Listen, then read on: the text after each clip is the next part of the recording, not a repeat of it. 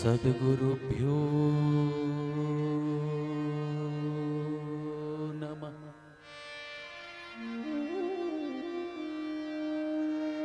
श्रीमद् परम पुरुषाय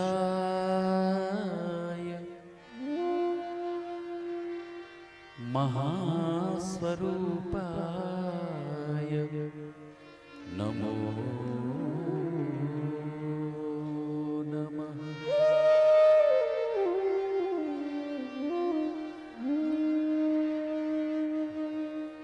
व्यासाय विष्णुरूपाय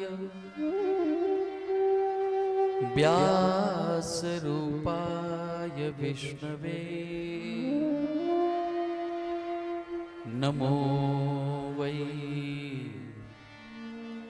ब्रह्मनिधये श्रीवासिष्ठाय नमो नमः।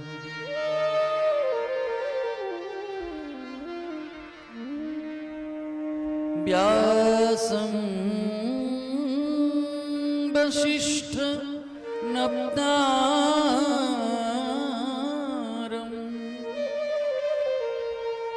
शक्ते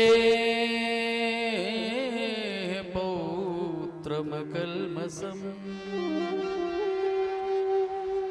पराशरात्मजं वन्दे सुखतातं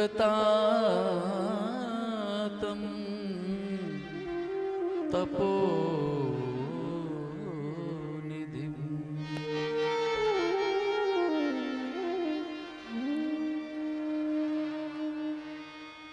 कृष्णाय वासुदेवाय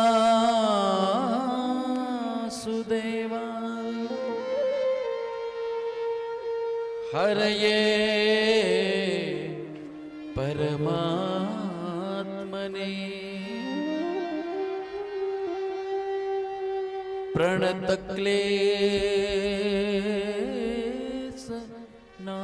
प्रणतक्लेशनाशाय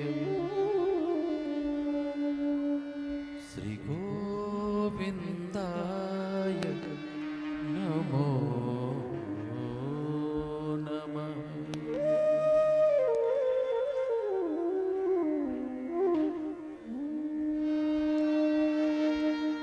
नारायणं नमस्कृत्य नरं चैव नरोत्तमं देवी सरस्वतीं व्यासं ततो जयम् उदीरये।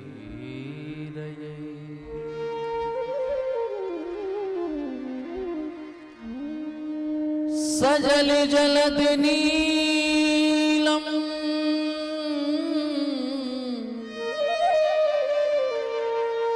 दर्शितो दारशीलम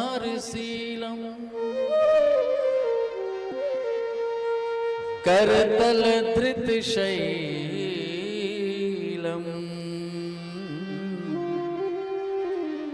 वेणुवाद्ये रसालम ब्रजजन कुलपालम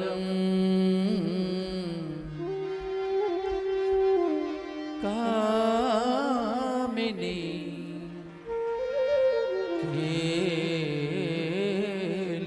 केलिलोलम तरुण तुलसी मालम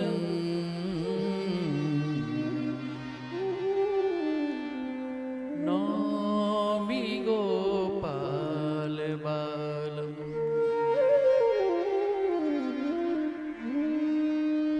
बोले श्री वृंदावन विहारी लाल की जय हो। श्री कृष्ण कन्हैया लाल की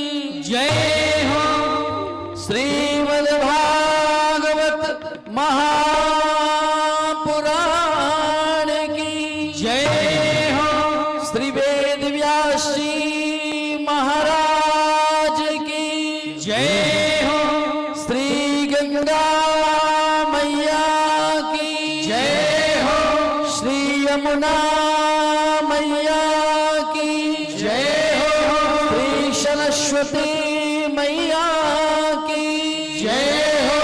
महातीर्थ प्रयाग की जय हो। महापर्व महाकुंभ की जय हो।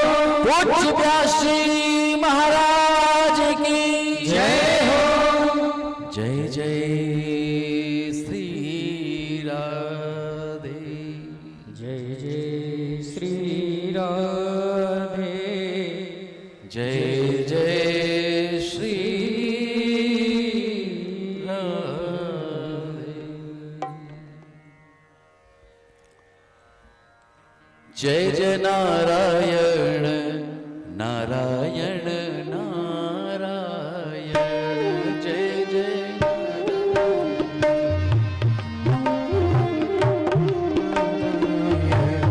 जय जय नारायण नारायण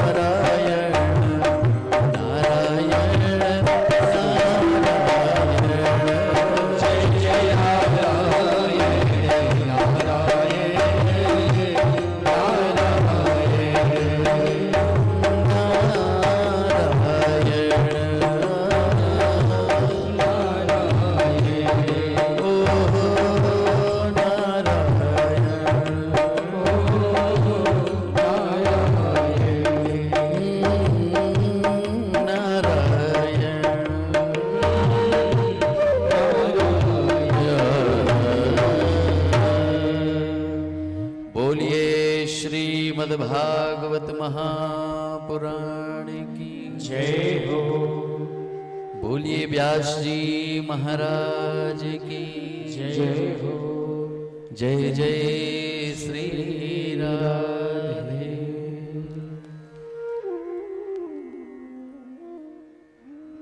परम दिव्य पावन श्री प्रयागराज की इस दिव्य धरती पर जहां अप्रतिम दिव्य पौराणिक ऐतिहासिक और आध्यात्मिक सुंदर महाकुंभ पर्व इस समय चल रहा है, मां गंगा के पावन सानिध्य में आप सब भाग्यवानों के जीवन में सुंदर श्रीमद् भागवत की कथा श्रवण करने का, अपने ज्ञाता ज्ञात कर्मों से कदाचित किसी प्रकार की नकारात्मकता का भी यदि कदाचित समावेश जीवन में हुआ होगा,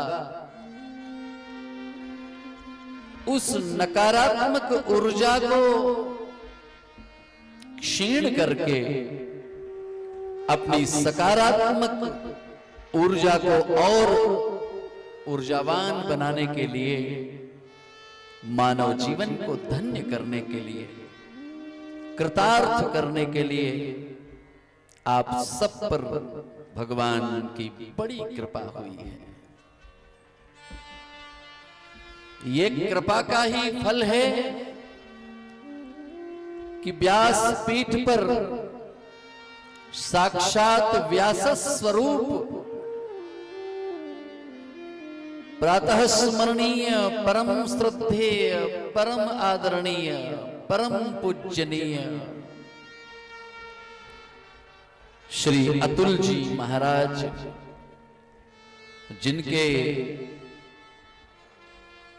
जिनके सानिध्य में,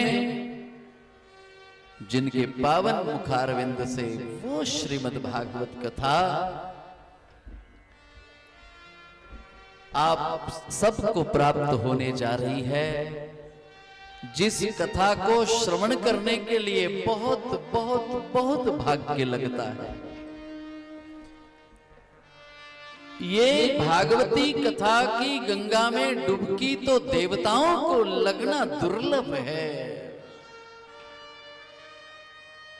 जिन देवताओं को हम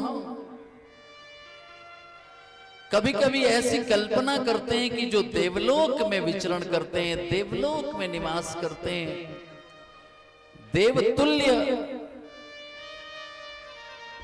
होकर वो अनेकों साधनों से, अनेकों सुखों से, अनेकों प्रकार के पूजा अर्चना से पूजित होते हुए भी उन्हें भी ये भागवत कथा श्रवण लाभ मिलना दुर्लभ होता होगा। लेकिन इस पृथ्वी पर मृत्युलोक में, उत्तर प्रदेश की पावन भूमि में जन्म पाकर, उसमें भी महाकुंभ के अंतर्गत तीर्थराज प्रयाग की भूमि में वह श्रीमद् भागवत कथा आपको श्रवण करने का सौभाग्य मिलने जा रहा है, जिस कथा के संदर्भ में न केवल मनीषी, न केवल विद्वान, न केवल ज्ञानी, बड़े बड़े संत महात्मा, ऋषि मुनि, यति, सन्यासी, आचार्य गण जिस कथा के बारे में ये बात कहते, लिखते, सुनते, सुनाते चले आ रहे हैं, जिसको स्वयं व्यास जी ने लिपिबद्ध करते हुए भागवत जी में अंकित किया, जन्मांतरे भवेत पुण्यम तदा भागवतम लभेत। श्रीमद् भागवती वार्ता सुराणामपि दुर्लभा। ये भागवत कथा ये भागवत का एक एक श्लोक, भागवत का एक एक शब्द देवताओं को दुर्लभ है। वो तो कभी कभी कोई मौका मिल जाए तो छोड़ते नहीं हैं। मुझे याद आ रहा है, आपको बताते हुए मुझे बड़ा हर्ष हो रहा है कि जब हमारे परम प्यारे व्यास नंदन सुखदेव जी को सम्राट परीक्षित के सामने इस गाथा को गाने का लाभ मिलने वाला था, सुखदेव जी कथा सुनाने जा रहे थे और परीक्षित श्रोता बनकर सामने अपने भाग्य की सराहना करते सुनने बैठे थे। उस सभा में देवता भी पधार गए और तो और भागवत बता रही है, भागवत कहते हैं कि देवताओं ने अमृत कलश जो उनके पास था वो अमृत कलश ला करके सुखदेव जी महाराज को अमृत कलश दिखाकर भागवत कथा के संदर्भ में विनिमय करने का प्रयत्न किया। निवेदन करने लगे कि गुरुदेव यदि कदाचित यह संभव हो जाए कि यह अमृत राजा परीक्षित को पिला दिया जाए और परीक्षित को जो अमृत पिलाने की तैयारी चल रही है वो अमृत हम देवताओं को पिला दिया जाए तो कैसा रहेगा। ये बात जब सुखदेव जी ने सुनी तो देवताओं को मुस्कुरा करके मना कर दिया। कहा कि देखो देवताओं, मैं मानता हूं कि आप देव हैं, सर्व पूजित हैं, आपका सम्मान है, लेकिन भागवत कथा के यजमान है उसी को ये भागवत कथा सुनाई जाती है। बुरा नहीं मानना देवतागणों, अन्यथा नहीं लेना। इस कथा के यजमान और कोई नहीं, इस कथा के यजमान तो इस बार हमारे महाराज परीक्षित जी हैं। सुखदेव जी कहते हैं ये कथा तो मैं केवल परीक्षित जी को सुनाऊंगा। मेरे भाई बहनों माताओं, जरा सोचो कि जहां सुखदेव जी जैसे महाज्ञानी द्वारा परम आदरणीय व्यासनंदन के द्वारा जिस भागीरथी गंगा के किनारे पर आप बैठकर आज पूज्य श्री अतुल जी महाराज जी के मुखारविंद से कथा सुनने के लालायित हैं, इसी मां गंगा के एक पावन तट पर शुक्रताल नाम की भूमि में सुखदेव जी ने देवताओं को ये कथा सुनाने से मना कर दिया था और भाग्यवान परीक्षित को ये भागवत कथा सुनाई थी। आज अपने भाग्य की सराहना करें आप वो सब लोग जो अष्टोत्तर शत श्रीमद् भागवत पारायण एवं इस महान दिव्य श्रीमद् भागवत कथा में यजमान बनने का जिनको मौका मिल गया, जो यजमान बनकर पूज्य महाराज श्री के द्वारा भागवत कथा सुनने का सौभाग्य इस पावन भूमि में, पावन पर्व काल में, अमृत बेला में, पुण्य क्षेत्र में बैठकर कथा सुनने जा रहे हो, आप सच में बहुत भाग्यवान हो। आप सबको मेरी एक बहुत सुंदर, बहुत प्यारी सी गुजारिश है कि जिनको आप इस व्यासपीठ पर सुशोभित देख रहे हैं वो आप सबके श्रद्धा स्थान, आप सबके प्यारे, आप सबके सलोने, प्यारे प्यारे अनुज श्री अतुल जी महाराज जी, जो इस समय स्वयं भगवान व्यास जी महाराज के स्वरूप में, श्री सूत जी महाराज के स्वरूप में, अरे और तो और श्री सुखदेव जी महाराज के स्वरूप में व्यासपीठ पर विराजित हैं और यजमानों द्वारा भागवत के लिए ब्राह्मणों जनों को बिठाया गया है। वो आपके कल्याणार्थ, आपके पितरों के उद्धारणार्थ, आपके जीवन के मंगलता को प्राप्त करने के लिए, आपके जीवन के उत्कर्ष को प्राप्त कराने के लिए भागवत पाठ कर रहे हैं। और पूज्य महाराज जी व्यासपीठ पर से वो दिव्य ज्ञान की गंगा में आपको डुबकी लगवाने के लिए व्यासपीठ पर विराजमान हो चुके हैं। जिस ज्ञान गंगा को देवताओं के भाग्य में नहीं पाया गया, और मैं सच कहता हूं, मैं तो व्यास भगवान के गद्दी से, नैमिषारण्य से आया हूं। केवल आने का उद्देश्य इतना मात्र था कि इस व्यासपीठ को प्रणाम कर सकूं और इस व्यासपीठ के सन्मुख विराजित वैष्णव वृंद माताओं को और आप सबका दर्शन कर सकूं और मां गंगा की गोद में, मां गंगा की रेत में जरा लोट पोट कर सकूं। मुझे क्या मालूम था कि भगवान व्यास जी ने मुझे शायद अपना प्रतिनिधि बनाकर पूज्य अतुल जी महाराज जी को व्यासपीठ पर सुशोभित करने भेजा है। मैं व्यास भगवान के द्वारा भेजा गया हूं,